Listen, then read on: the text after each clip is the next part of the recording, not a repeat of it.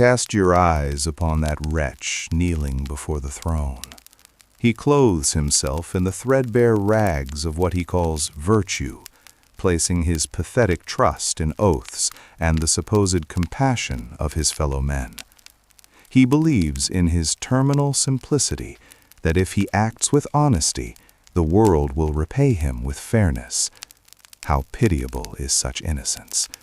In a realm where the vast majority of men are not good, a man who makes a profession of goodness in every circumstance will find only his own swift destruction among the many who are wicked.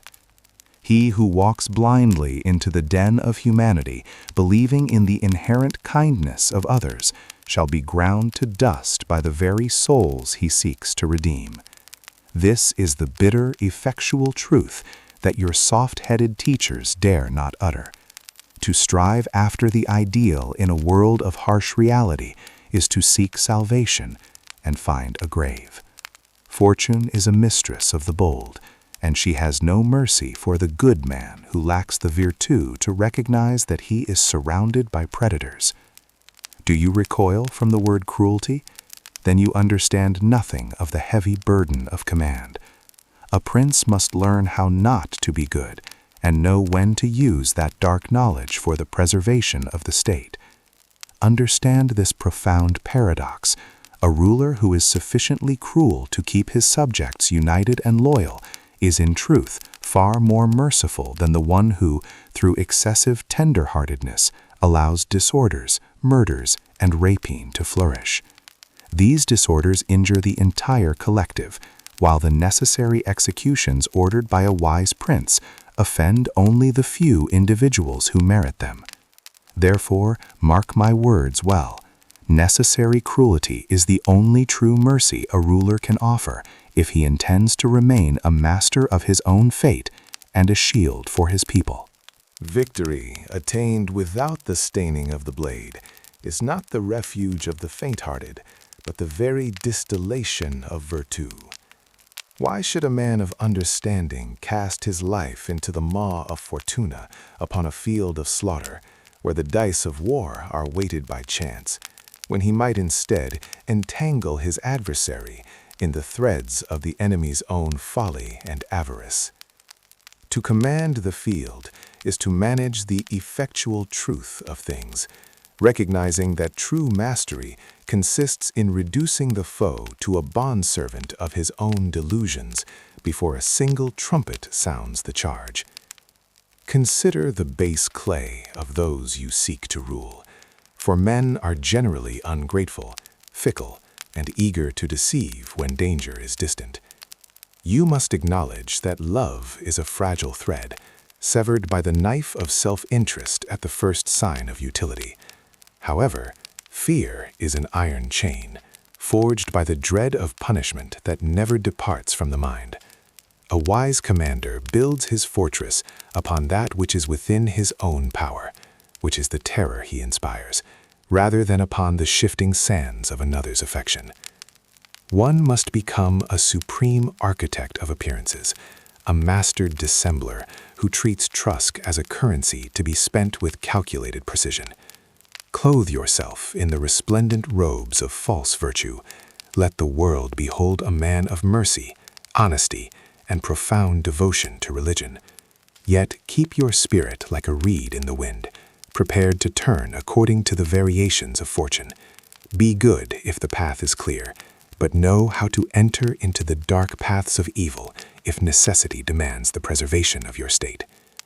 The most absolute conquest leaves no blood upon the steel, but rather a profound subjugation within the very spirit of the vanquished.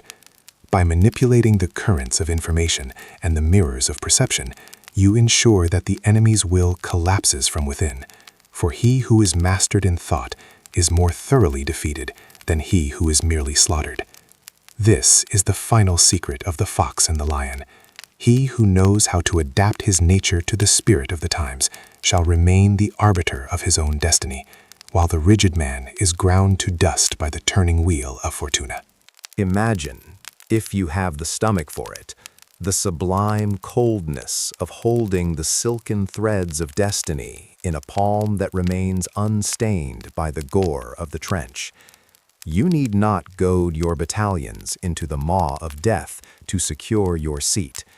True victory is an architecture of the mind, a masterpiece of arrangement, where you triumph by ensuring your adversaries are strangled by their own contradictions, their factions shredded by internal discord, and their treasuries bled dry long before the first trumpet of war dares to sound. This is absolute mastery, the effectual truth of power that treats the world not as it should be, but as it is. If you do not deign to learn these grim and necessary laws, you shall remain a mere lamb bleating for mercy in a forest teeming with red-eyed wolves. You crave security, do you not? Then know this: safety is a fortress built only upon the stone of your own virtue, and it is never, ever granted by the deceptive alms of another's goodness. A prince who relies on the favor of others, or the shifting winds of fortuna, builds his house upon the mud of human inconstancy. You must understand the dual nature of the beast and the man, for one without the other is a ruinous half-measure. It is necessary to be a fox to discover the snares, and a lion to terrify the wolves. Yet the wise commander knows that the lion's claws are a heavy cost.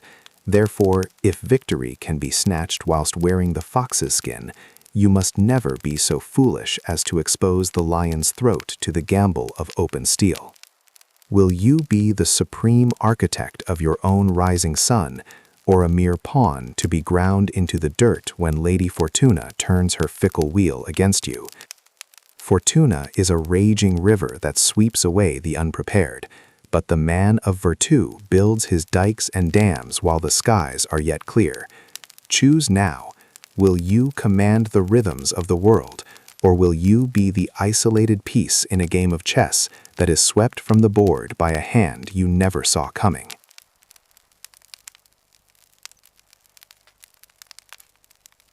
Hearken to this immediate lesson.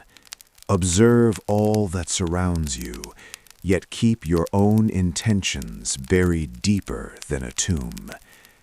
A strategic design reaches its ultimate perfection only when it is fully executed before the enemy has time to realize it even exists. There is no greater utility in war or in the halls of power than the keeping of silence concerning the things that must be done. He who speaks his mind before he strikes is a man who invites his own assassination. But he who moves in shadows becomes the architect of a reality the world can only accept, never prevent.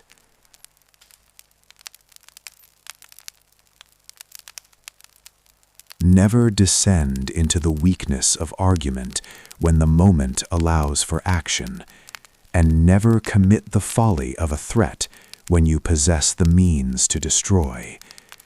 Mark well this supreme law, the iron pillar that sustains the safety of your state. Men ought either to be well treated or crushed, because they can avenge themselves of lighter injuries. Of more serious ones they cannot. Therefore, the injury that is to be done to a man ought to be of such a kind that one does not stand in fear of revenge. To strike a blow that leaves an enemy with the breath to plot his vengeance is not mercy, it is a sentence of death upon yourself.